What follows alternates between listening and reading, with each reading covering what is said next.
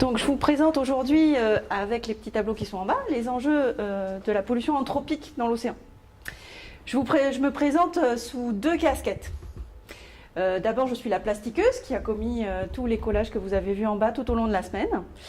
Mais accessoirement, je m'appelle aussi Vanessa et je suis la scribe et la clown de Surfrider Gironde, qui est donc une association environnementale. Est-ce que quelqu'un a entendu parler déjà de Surfrider ? Ouais, un petit peu, pas trop. Vous avez fait des ramassages de plage, peut-être, hein ? Il a déjà le t-shirt, c'est un bon signe.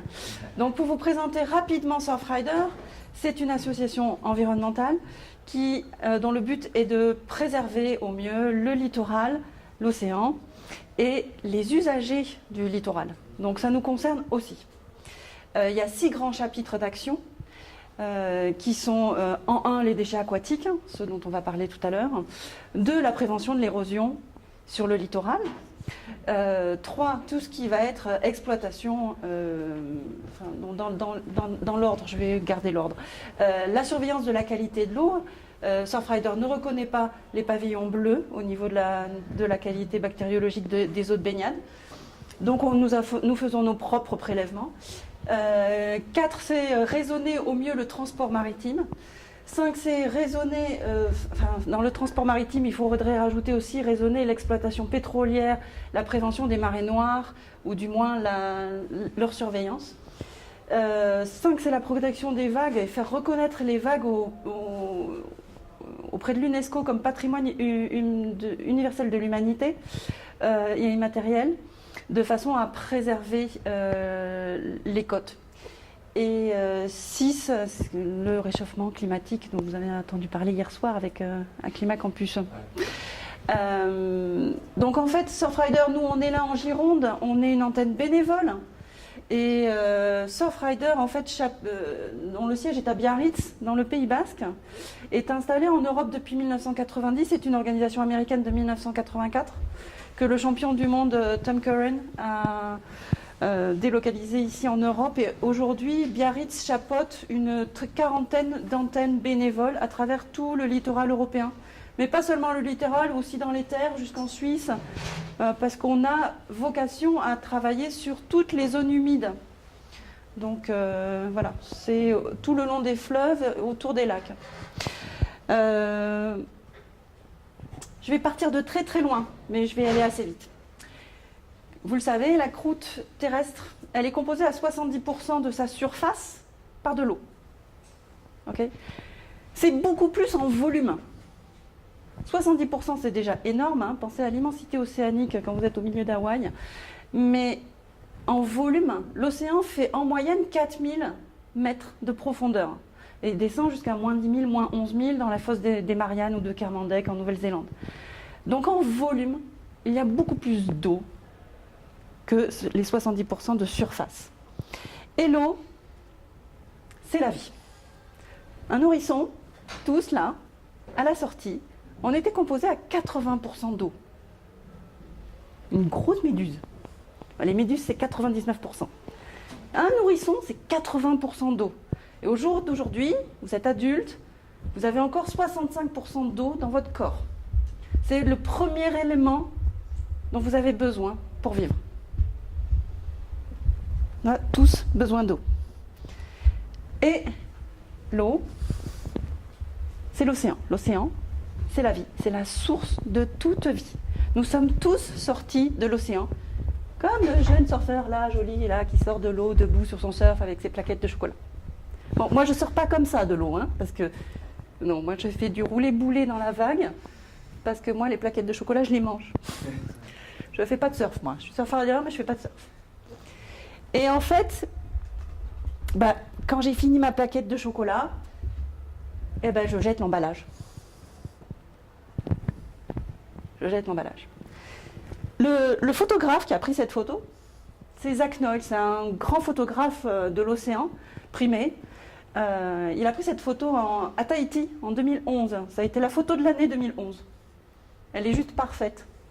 C'est le même photographe qui a pris celle-ci en Indonésie en 2012 et qui jure qu'elle n'a pas été trafiquée.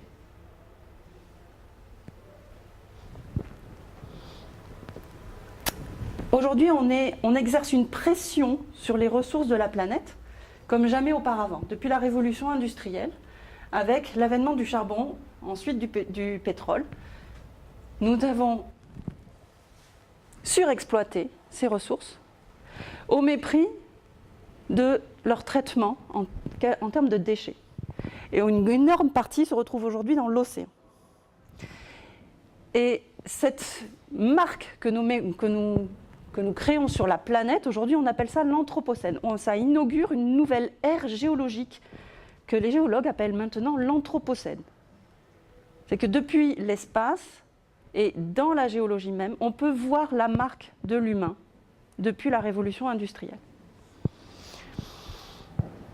L'océan est sous cette pression aussi, pour de nombreuses pollutions, mais notamment celle qui m'intéresse ici, c'est la pollution plastique. Quand on sort de la vague, ça donne ça au bord de l'eau. Là, on est en Indonésie. Encore. Les 5, il ne s'agit pas de stigmatiser l'Indonésie, hein, et les 5 pays asiatiques qui sont les plus gros générateurs de cette pollution plastique dans l'océan. Parce que l'océan est un. Tout dérive dans l'océan. Donc au bord de l'océan, au bord des rivières, à l'embouchure des fleuves, à la sortie des villes, c'est ça l'Asie aujourd'hui. Voilà. Mais cette pollution, elle voyage. Donc on est sur un seul océan en fait. Pour des conventions humaines, on fait qu'on a séparé les océans, on leur a donné un nom à chacun, mais en fait on est devant un seul organisme liquide, vivant, émouvant. La pollution, elle voyage partout. Un truc que j'adore, c'est Moby Duck. Moby Duck, c'est un conteneur parti de Hong Kong pour les États-Unis, a perdu un conteneur entier de petits canards jaunes pour vos baignoires en 1992. Vous jouiez aux petits canards jaunes dans votre baignoire en 1992, non? C'était peut-être un de ceux-là. Non, c'était pas un de ceux-là, c'était les copains. Il n'est même pas encore né. Ce conteneur a perdu 28 000 petits canards jaunes et puis des grenouilles vertes et puis bon, des canards bleus en plein milieu du Pacifique. Et vous pouvez voir sur cette carte les résultats des recherches à l'heure actuelle sur la traçabilité de ces canards jaunes. En fait, ça a été les premiers traceurs de la pollution plastique dans l'océan. Et Donovan Hone, alors je vous conseille sa lecture parce que c'est très très drôle, on a écrit un petit bouquin qui s'appelle Moby Duck et qui reprend un petit peu toutes les interrogations environnementales qu'il y a derrière ce petit problème du petit canard jaune qui flotte. Alors lui, il a beaucoup voyagé et vous pouvez voir qu'il voyage très loin. Donc on a une grosse masse qui est partie, qui est restée sur les abords du Pacifique. Mais certains ont même traversé les glaces pour redescendre jusqu'en Europe. On en a trouvé en France en 2007. Et quand on passe des canards jaunes qu'on retrouve sur l'océan au microscope spectrométrique à infrarouge, on est capable de dire qu'ils font partie de ce lot-là perdu en 1992 au large d'Hawaï. Quand même. Donc les petits canards, ils flottent. Chez nous, ça ressemble à ça, les déchets sur la plage. Là, c'est pas longtemps, hein, c'était le 24 février dans les Landes. Un frigo pour garder les sushis au frais. Un frigo. Donc beaucoup de macro-déchets. C'est beaucoup moins spectaculaire que ce qui se passe en Asie, hein, on est d'accord. Le Porge, où Surfrider fait beaucoup d'actions de ramassage. Donc on est encore sur une laisse de mer qui est relativement chargée en macro-déchets, mais aussi en micro-déchets qu'on ne peut pas détailler là. Mais souvent aussi, ça ressemble à ça, la pointe du Cap Ferret. Vous voyez, la laisse de mer organique qui est complètement envahie de déchets plastiques plus ou moins gros. Et quand plus c'est petit, plus ça va être insidieux à aller chercher. 100% de cette pollution, elle est anthropique. Anthropique, elle est générée par l'homme. Ce ne sont pas les poissons qui se lavent les dents avec des brosses à dents. Ils n'allument pas leur cigarette avec un mégot. Voilà. Ils ne se curent pas les oreilles avec un coton-tige. Cette pollution, elle est humaine, à 100%. Et aussi bien le verre et le métal sont des matériaux relativement inertes à faible concentration, on peut penser qu'ils sont biocompatibles. Ils ne vont pas abîmer le milieu. Le Titanic au fond de l'océan, avec sa cristallerie et son métal, ne fait pas de mal au milieu. Par contre, le plastique dans l'océan fait énormément de mal au milieu. Et c'est 80% des déchets que l'on retrouve en mer. C'est notre consommation de plastique. Et le plastique, ce n'est pas si ancien. Ça n'a que 70 ans. On le gère très mal, aussi bien à la collecte, une fois que c'est un déchet, qu'au traitement. Et on en perd des quantités phénoménales dans l'océan. Et le plastique, pourquoi il fait du mal au milieu? Parce qu'il ne se biodégrade pas. Personne ne mange le plastique. Bio, il n'y a pas de vivant qui va dégrader le plastique. Le plastique ne se dégrade pas, ne se biodégrade pas. Ces bouteilles, les photos datent de 2017. Donc on les a trouvées en 2017, échouées sur les plages. Ce sont des produits, aussi bien français, Lux Vaisselle que Quicks en Angleterre, sont des produits qui n'ont pas été distribués ni même fabriqués depuis les années 80. Les bouteilles sont là, intactes.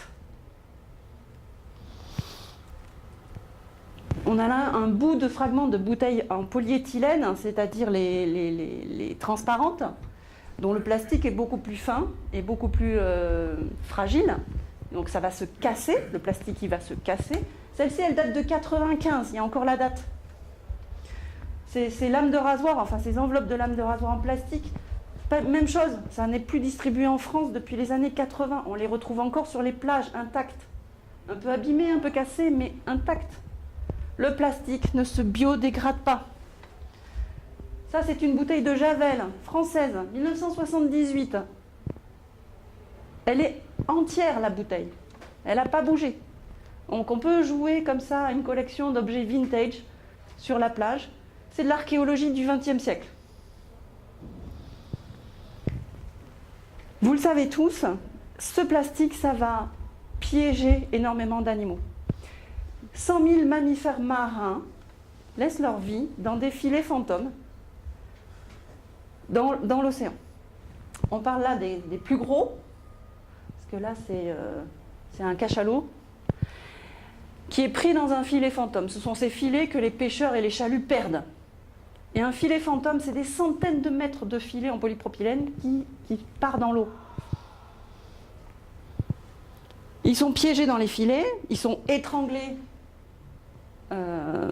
pendant de nombreuses années, parce que la tortue, elle a grandi avec ce plastique autour d'elle.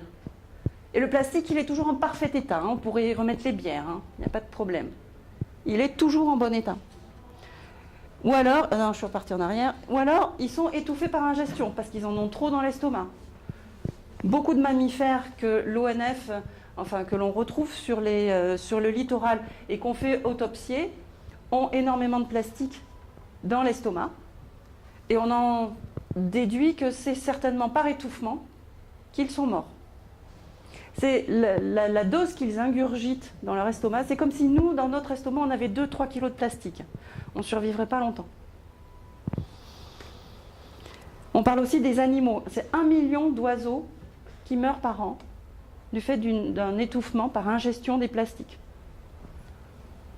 Et on sait aujourd'hui, quand on les autopsie aussi, que 90% des oiseaux marins ingurgitent du plastique.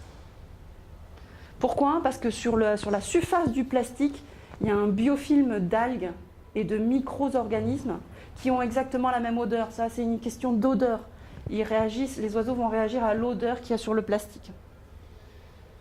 Le plastique ne se biodégrade pas. Le plastique, il se photodégrade. Ce sont les UV du soleil qui vont le casser d'objets en micro-déchets de plus en plus petits. De plus en plus petits. Microdéchets, on est entre 5 mm et 1 mm. Ensuite, on peut aller jusqu'aux nanodéchets. Vous avez certainement entendu parler du 7e continent? Oui, non? Ça n'est pas un iceberg de déchets amassés au cœur de l'océan. Ça n'est pas une plage où on pourrait aller planter son parasol au milieu des bidons et des pneus. Ça n'est pas non plus un amas de gros déchets qui sont comme ça amassés les uns sur les autres. D'ailleurs, cette photo, il y a un angle de vue on voit l'océan, mais on ne voit pas la ville, mais on voit bien la lame de fond qui se casse. C'est une plage. Ça, ce sont des amas de gros déchets aux abords des villes, des embouchures de fleuves, sur le littoral. Ce n'est pas au centre de l'océan. Au centre de l'océan, le 7e continent, c'est ça. C'est très insidieux, c'est ça. Oh mince, je ne suis pas étanche. Le 7e continent, c'est une soupe de micro-déchets plastiques. Dans l'immensité océanique, allez chercher ça. Allez chercher ça. Quand il s'est fragmenté, quand il a tournoyé au cœur des océans pendant des dizaines d'années, hein. Souvenez-vous de la bouteille de Javel qui date de 78, des petits canards jaunes qui flottent depuis 15 ans sur les océans. Quand ils se sont cassés et qu'ils sont devenus des micro-déchets, comment on va aller les chercher? C'est impossible. Il faut ne pas les mettre dans l'océan. Il faut les enlever du littoral avant que ça n'arrive comme ça au cœur de l'océan.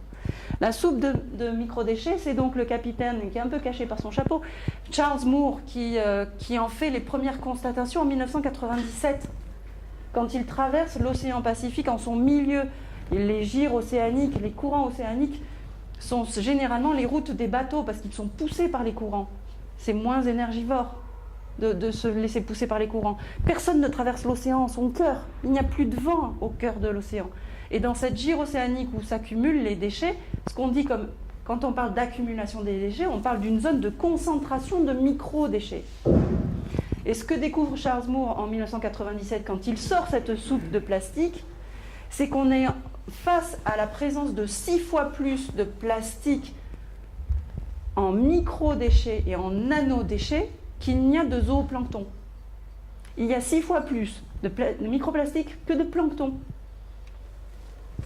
Et le zooplancton, c'est le premier maillon de la chaîne alimentaire. Ensuite, on est limité pour des questions techniques. Alors là, il nous faut des ingénieurs, parce qu'il va falloir nous inventer des nouveaux outils. C'est comme ça, c'est une photo de l'expédition Tara, qui est une expédition française qui fait exactement les mêmes prélèvements dans l'Atlantique et dans la Méditerranée. Mais ils utilisent toujours la même technique, c'est un filet manta, donc pour trouver ça. On utilise deux flotteurs avec une ouverture très étroite en surface pour attraper le moins de poissons possible, sur 1 mètre de large, qu'on va laisser traîner sur des kilomètres avec une longue queue de raie qui est donc ce filet dont la maille la plus fine qu'on soit capable de fabriquer aujourd'hui, elle est d'1 euston, c'est-à-dire 1/3 de millimètre, 333 microns.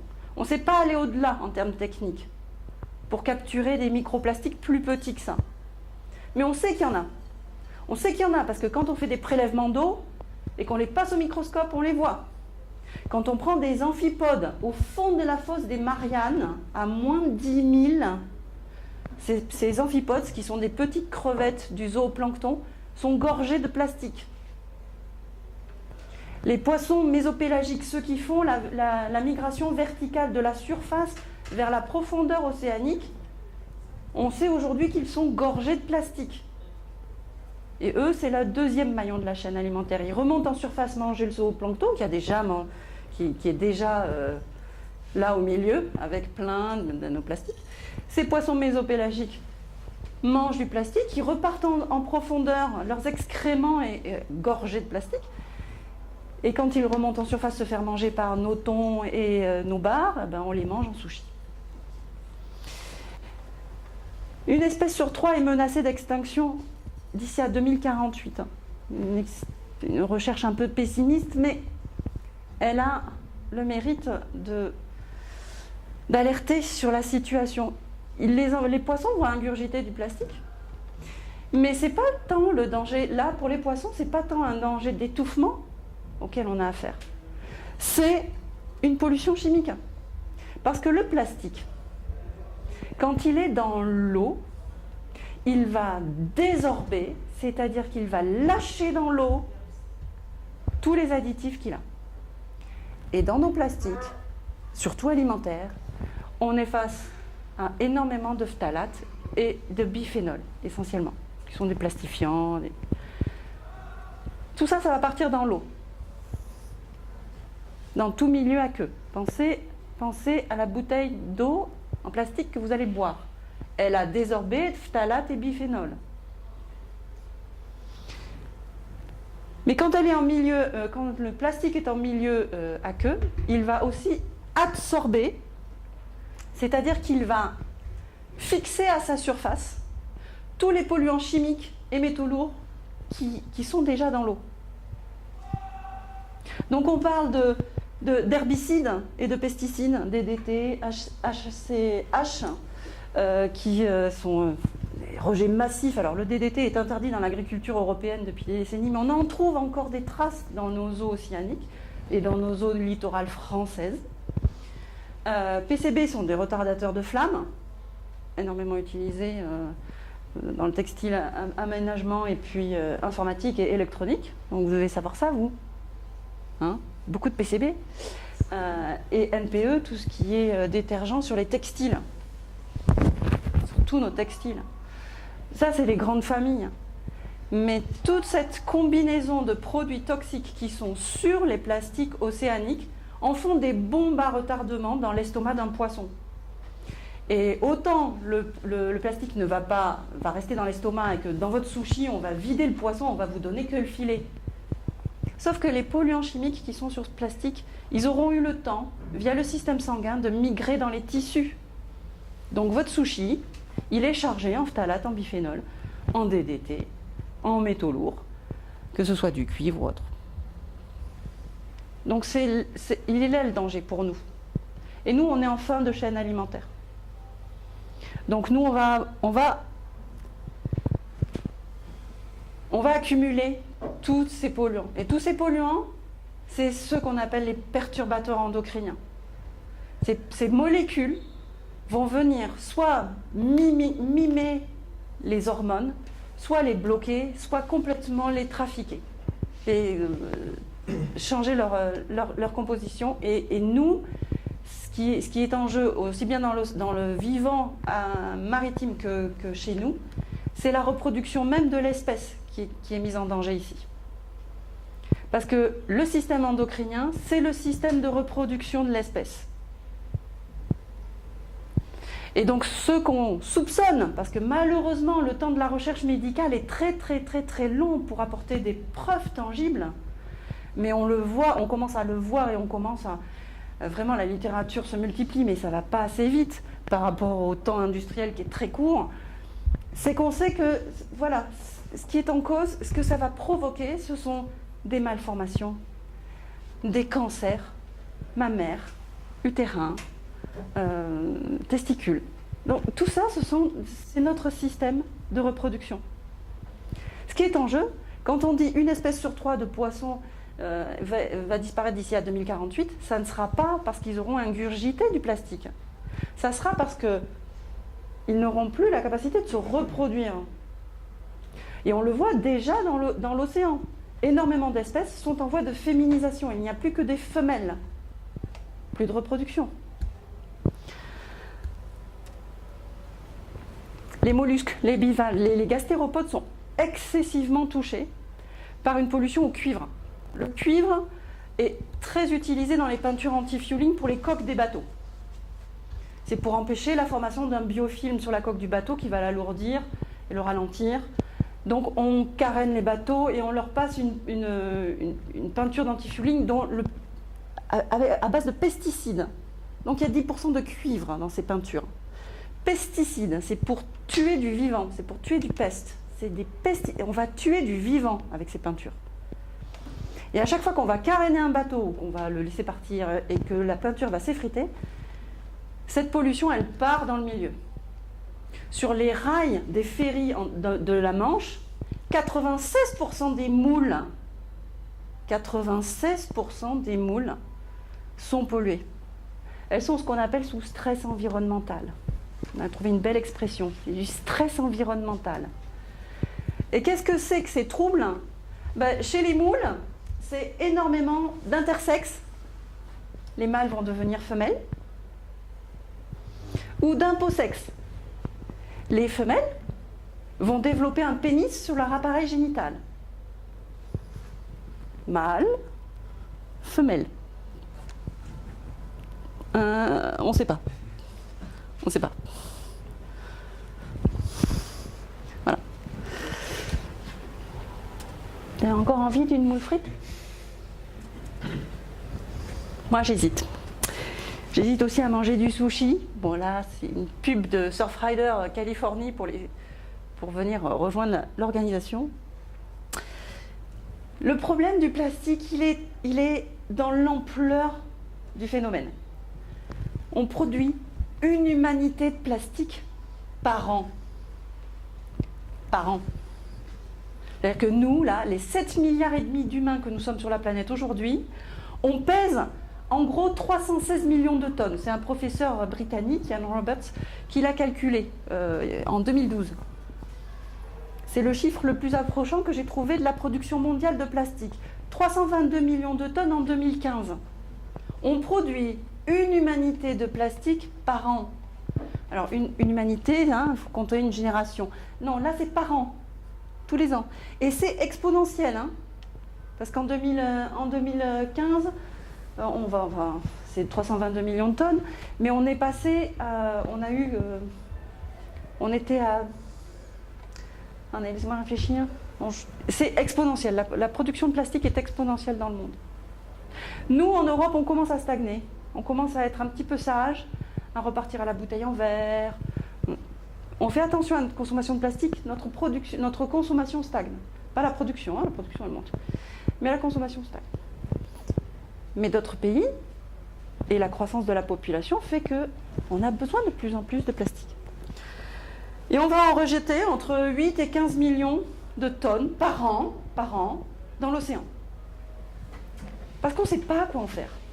Aussi bien nous, on est à peu près coordonnés. On a, grâce à Monsieur Poubelle, préfet de Paris au 19e, inventé la collecte et le traitement des déchets. Et donc on a un pays qui est à peu près organisé dans la collecte et le traitement de nos déchets. Autant beaucoup de pays ne l'ont pas. Et ont accédé à une consommation, à une société de surconsommation et d'emballage plastique individuel jetable très récemment et n'ont pas eu le temps de développer les infrastructures adéquates pour traiter le déchet derrière. On revient à l'Asie qui génère 70% de la masse des déchets aquatiques dans l'océan. Mais on est concerné aussi. On a été producteur de ces déchets dans l'océan aussi. Rappelez-vous la bouteille de Javel qui date de 78 et qui tourne depuis tout ce temps dans l'océan. Donc on a une très forte part de responsabilité, d'abord dans le développement du modèle économique, dans ce problème. La difficulté du traitement du plastique, c'est qu'on est face à une multitude de molécules. On a 7 grandes familles que vous reconnaissez au pictogramme qu'il y a sur tous vos emballages de votre vie quotidienne. Vous les repérez, ces pictogrammes. Donc ils sont numérotés de 1 à 7, ce sont les grandes 7 familles de plastique. 7 étant à part parce qu'en fait c'est tous les autres. Ça c'est les 6 principaux et puis le 7 inclut tous les autres, y compris les biosourcés, que ce soit du PLA, donc du plastique de maïs ou de canne à sucre. On ne peut recycler le plastique que molécule par molécule. Le polyéthylène de votre bouteille d'eau transparente ne pourra être recyclé qu'avec une autre bouteille d'eau de polyéthylène transparente. Parce que vous ne pourrez pas mettre la bouteille colorée, parce qu'elle a déjà un additif colorant qui a déjà modifié sa molécule. Vous ne pourrez pas les recycler ensemble. C'est un casse-tête sans fin. Vous ne pourrez pas recycler la bouteille transparente polyéthylène d'eau avec une bouteille transparente en polyéthylène d'huile. Parce que c'est un corps gras. Donc les erreurs de tri sont très importantes. Le rejet de tri en centre de recyclage est très important. Il faut tout de même essayer de le faire. Il faut améliorer. Mais il faut aussi développer des filières pour essayer d'améliorer nos performances en termes de tri. On est très mauvais en France. On vient d'être classé en janvier 2018 25e sur 28 plus 2, sur 25e sur 30 au niveau du recyclage plastique. On est à 22%, on est 2 fois moins que la Norvège qui est premier. En France, on recycle. 30 du coup c'est l'Union européenne. 30 c'est Union européenne, c'est la moyenne européenne. 43 pour la Norvège, 22 pour la France. C'est très très faible. Mais c'est compliqué. C'est molécule par molécule. Vous remarquerez tous ceux qui contiennent donc des phtalates et des biphénols qui ne sont pas forcément bons pour la santé. Et en fait, toute la difficulté aussi quand on consomme, c'est de choisir. Alors, voyons, est-ce que je prends un plastique que je peux recycler ou est-ce que je prends un plastique qui va me faire moins de mal pour la santé? Parce qu'au jour d'aujourd'hui, le 1, on peut le recycler à peu près facilement. C'est celui sur lequel on a des taux de recyclage les meilleurs. Aussi bien en termes de volume que de logique économique. Parce qu'il faut que ça reste une entreprise économique. On sait recycler les plastiques. Seulement, ça n'a pas... Il n'y a pas de modèle économique pour ça. On ne gagne pas de l'argent avec ça. Et quand on ne gagne pas d'argent, on n'en fait pas. On préfère balancer, on balayer sous le tapis océanique. C'est plus pratique. Coûte moins cher. Bon voilà, je vous ai fait un petit tour de la question. Maintenant, j'ai un petit message pour vous. Si ça veut bien marcher. Un petit message dans la bouteille. Il faudrait révolutionner l'agriculture. Tous les pesticides et herbicides qu'on retrouve collés sur ces plastiques et dans nos sushis, c'est l'agriculture. Il faut arrêter Monsanto. Il faut arrêter avec ça. C'est juste pas viable sur le long terme. Pour nous, ça n'est pas viable pour nous. Moi, je ne cherche pas à sauver 3 tortues et 2 poissons. Moi, je veux que mes petits-enfants continuent à manger du sushi. Mais je veux pouvoir avoir des petits-enfants. Et là, clairement, on n'a pas pris le bon chemin. Il faut encourager les conceptions industrielles. Vous, là, futur ingénieur, il faut absolument contraindre l'industrie à réfléchir au devenir du déchet avant même de développer le produit qu'ils veulent vendre. Il faut les forcer à réfléchir à plusieurs générations à l'avance sur le devenir de l'objet après utilisation. Donc favoriser l'éco-conception. Il va falloir innover dans tout ce qui est technologie et technique pour pouvoir aller explorer l'océan. C'est la dernière frontière, on le connaît très très mal. On connaît la Terre, on connaît l'espace. L'océan, on le connaît très très mal. On estime qu'on en connaît à peine 10% des espèces. On a des problèmes pour aller dans les profondeurs. On dispose de 5 sites sous-marins nucléaires aujourd'hui de par le monde. Ils sont tous militaires. Pour descendre dans la fosse des Mariannes et étudier les conséquences des pollutions que l'on déverse, il faut pouvoir disposer de nouveaux outils. On est limité par les filets manta pour récolter, pour capturer les microplastiques et les nanoplastiques. On sait qu'ils sont là dans le milieu, mais on n'a pas les outils pour aller les chercher et les explorer et en connaître les effets sur le vivant et sur le milieu et sur nous en fin de chaîne. Il va falloir faire des efforts au niveau politique et en droit. Il va falloir négocier, il va falloir légiférer parce que nous sommes tous responsables. Il va falloir assumer notre responsabilité dans l'océan. Et aujourd'hui, l'océan, pourquoi on s'en sert de poubelle? Parce qu'il est dans un vide juridique.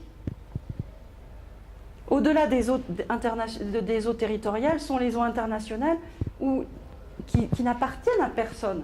Et c'est très bien qu'elles n'appartiennent à personne. C'est un bien commun à l'humanité. C'est un bien commun et ça doit rester un bien commun. Dans le fait de légiférer, de négocier, au niveau politique, il va falloir qu'on soit très vigilants, nous, parce qu'on est sous la pression, aujourd'hui, d'une ruée vers l'économie bleue. Vous avez entendu parler de l'économie bleue? Vous allez en entendre beaucoup parler dans les mois et dans les années qui viennent. On est dans une tendance à la privatisation et à l'accaparement de l'océan par des grosses corporations privées. Ça se fait déjà pour l'exploitation pétrolière, ça va se développer énormément pour l'aquaculture. Les poissons disparaissent dans l'océan. on va les cultiver en aquaculture. Tout ce qui est exploitation minière, tous les nodules au fin fond de la Polynésie de terres rares, pour l'informatique, c'est très important aussi. On est sur une privatisation de l'océan. Et là, la France a un énorme jeu à jouer, puisqu'on a le deuxième patrimoine maritime, après les États-Unis. C'est la France. Donc cette ruée sur l'économie bleue, ça va être un sujet majeur. On a fini de surexploiter nos ressources terrestres, maintenant on va dans l'océan. Mais si on y applique le même modèle de développement basé sur une croissance infinie, au mépris des gaspillages et au mépris du vivant et des ressources vitales, je ne donne pas cher de la survie. Il va falloir valoriser le biomimétisme. S'inspirer de la nature. La nature, elle a 3 milliards d'années d'expérience. Et nous, humains, là, depuis qu'on mange de la viande, là, allez, qu'on a un gros cerveau, allez, 100 000 ans, 100 000 ans. 100 000 ans par rapport à 3 milliards d'années. Le vivant a 3 milliards d'années d'expérience de plus que nous. Il serait temps qu'on fasse peut-être preuve un peu plus d'humilité et qu'on aille observer comment il fonctionne, lui, sans déchets, en économie circulaire, dans le vivant, il n'y a pas de déchets. Les déchets d'une espèce deviennent les ressources pour une autre espèce. Il n'y a pas de déchets dans le vivant, sauf chez l'homme. On est la seule espèce du vivant à produire un déchet non biocompatible, non compostable, non biodégradable. Il va falloir financer cette économie circulaire. Il faut arrêter de financer la croissance infinie. Il faut demander aux banques d'innover. Il faut choisir sa banque en fonction des financements qu'elle octroie à des entreprises innovantes ou à des entreprises de recherche vers une économie durable et circulaire, sans déchets. Il va falloir un petit peu aller nettoyer l'océan et les terres aussi et les sols. Vous pouvez le faire avec Surfrider. C'est sympa, hein? Fait des petites journées ramassage de plage. C'est très sympa. Venez nous rejoindre. Il va falloir aller les nettoyer parce que c'est là que se trouvent nos ressources vitales. Encore une fois, l'océan, c'est la vie. Pas d'océan, pas de vie. Pas d'eau, pas de vie. Nos ressources vitales, elles sont là. Il va falloir travailler au développement humain et pas seulement à une croissance infinie. Il faut changer de modèle. Il faut changer de modèle politique, économique. La croissance infinie, avec exploitation, surexploitation, gaspillage, surexploitation, gaspillage, jeté et déchets, cette économie linéaire, mais elle nous amène dans le mur. Il faut changer. Il faut travailler à un meilleur développement de l'espèce. Vous avez la chance d'être à l'école. Profitez-en bien, il y en a beaucoup qui n'ont pas cette chance. Et maintenant, c'est votre devoir, quand vous serez sorti de cette école, de travailler à ça, à changer le modèle pour qu'il soit pérenne. Il va falloir éduquer le public, c'est ce que je fais aujourd'hui. Éduquer le public. Il va falloir changer nos modes de consommation. Hein. Je ne dis pas réduire. Je ne dis pas réduire. Moi, je préfère changer de comportement. Je dépense toujours autant, j'insuffle toujours autant d'argent dans l'économie, mais je consomme différemment. Je choisis mes batailles, je choisis mes fournisseurs, j'encourage les entreprises innovantes. C'est plus cher, mais je les encourage. Je préfère faire ça, plutôt que de balancer encore un peu plus de plastique dans l'océan. Et puis il va falloir renouer aussi bien avec la nature, dans nos modes de vie sédentaires et urbains. On est très déconnectés, et puis on est très déconnectés les uns des autres. Or l'océan, c'est quelque chose qui peut nous rassembler, puisqu'on est tous autour de l'océan et qu'on en dépend tous. On a tous intérêt à préserver ce bien commun. 2 hommes sur 3 vivent à moins de 50 km de l'océan. 2 hommes sur 3, c'est pas un hasard. C'est que là se trouve une des clés de la survie de notre espèce. Et maintenant, si vous êtes attentif, vous découvrez dans ces petits rayons de soleil au milieu de ce ciel gris, Vous découvrez le message qui est caché dans la bouteille. Vous le voyez, le petit message secret? Il est dans l'acrostiche. Il sait ce que c'est un acrostiche, le jeune homme sait très bien. Il est dans l'acrostiche, réinventé. Vous avez tout à réinventer, c'est super. Vous allez pouvoir vous retrousser les manches. Il y a du boulot. Sympa comme phrase, vous ne l'entendez pas tous les jours, il y a du boulot. Dans tous ces domaines-là au niveau collectif. Vous avez tout ça à faire pour changer la donne. Ensuite, au niveau individuel, vous pouvez déjà travailler au niveau individuel avant de vous engager dans le collectif. Vous pouvez déjà... Ça va trop vite. Vous pouvez déjà refuser. La paille, non merci, je n'en ai pas besoin. Le couvercle là, pour votre café jetable, là, non merci, je n'en ai pas besoin. La bouteille en plastique, non, j'en ai pas besoin, je prends une bouteille, une vraie. Là, il n'y a pas de phtalate, là. Et au passage, une bouteille d'eau remplie à la maison.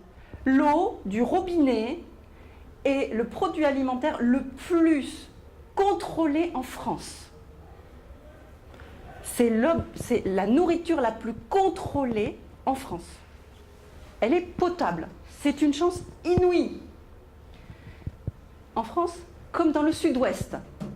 Donc, on boit l'eau du robinet. C'est 400 fois moins cher. 400 fois moins cher. Vous n'allez pas acheter un croissant à 400 €. Pourquoi vous allez acheter une bouteille d'eau qui va coûter 400 fois ce que l'État vous garantit être le premier élément de votre survie et c'est l'aliment le plus contrôlé en France. Une bouteille réutilisable d'eau potable du robinet. Vous pouvez refuser le plastique, vous pouvez réduire, vous pouvez changer de mode de consommation. Allez acheter du vrac. Moins de suremballage. Vous n'avez pas besoin d'un petit sachet individuel qui est lui-même dans un carton, qui est suremballé dans un... Pourquoi ça va trop vite? Qui est lui-même suremballé dans un lot familial ou que sais-je. Vous n'avez pas besoin de tout ça. Donc réfléchissez avant d'acheter. Vous avez le pouvoir. Boycott. Par vos achats, par votre consommation, vous choisissez par votre porte-monnaie de soutenir les entreprises innovantes et éco-responsables. C'est vous qui avez le pouvoir. Vous ne pouvez pas leur faire plus mal qu'au porte-monnaie. Donc le porte-monnaie, c'est le nôtre. Vous pouvez réparer vos objets. Vous pouvez les donner à Envie, à Pessac ou à Iturécup ou récupérer des objets réparés. Vous n'êtes pas obligé d'aller tout le temps acheter du neuf. Vous pouvez... Pourquoi ça fait une... Vous pouvez réutiliser. Moi, j'ai toujours la même brosse à dents depuis 6 ans. C'est celle-là? Non, j'ai toujours la même brosse à dents depuis 6 ans. Je ne change que la tête. Vous pouvez passer à la bouteille en verre plutôt que la mignonnette, là. Ridicule, les mignonnettes. On en trouve des millions sur les plages, ça va pas du tout. Au passage, un élément très important que je vous ai pas mentionné avant, mais là, ça me turlupine sur la photo. Le plastique, c'est un merveilleux substrat. Le plastique flottant à la surface de l'océan, c'est un merveilleux substrat pour les espèces invasives. Donc là, on est sur des anatifs, qui sont des voisins des pieds-pousses, des espèces de moules. Énormément, c'est invasif ça, sur tous les plastiques. Et les plastiques, comme ils flottent relativement vite, quelques décennies, sur les océans, ils vont faire traverser des espèces d'un continent à un autre. On parle des animaux, on parle aussi des algues, mais on parle aussi de bactéries. Le biofilm qui va se développer à la surface d'un plastique va contenir certaines bactéries qu'on ne veut pas voir arriver. Une dernière étude là, en 2016 a montré que le vibrio aime beaucoup le plastique flottant océanique. Et le vibrio, c'est le porteur du choléra. Donc ça arrive partout. Et ça va voyager très très très très vite. Vous pouvez recycler. Alors, soit vous pouvez le faire vous-même, vous regardez l'objet que vous voulez jeter, et avant de le jeter, vous réfléchissez bien. Ok, j'en ai plus besoin. Ok, qu'est-ce que je fais? Je le donne, il est encore utilisable, je le donne à IQRécup ou à n'importe qui d'autre, à Emmaüs. Ou alors j'en fais autre chose. Oh, j'en fais un pied de lampe, je sais pas, un pot de fleurs. Recycler. Bon, si vous voulez pas vous lancer dans le bricolage, vous pouvez m'acheter un tableau. Moi, je recyclerai. Et vous m'encouragerez à poursuivre ce que j'ai entrepris. Hein, vous pouvez m'acheter un tableau. Bon, il y en a des pas chers, bon, il y en a des... Bon, s'il y a des mécènes dans la salle. Et vous pouvez... Pourquoi ça avance tout seul, ce truc? Vous pouvez répéter. Votre mission ce soir, à l'apéro, c'est de répéter à tout le monde tout ce que vous avez entendu aujourd'hui. Ok? Et puis vous pouvez nous rejoindre à Surfrider pour les ramassages de plage, parce que c'est toujours sympa. Hein, on est sympathique. Regardez. Voilà. Et les prochaines dates avec Surfrider, c'est le 24 mars et le 25 mars sur la plage du Porge. Voilà. Pour une petite partie de ramassage de déchets. Donc, nous, voilà. Merci beaucoup.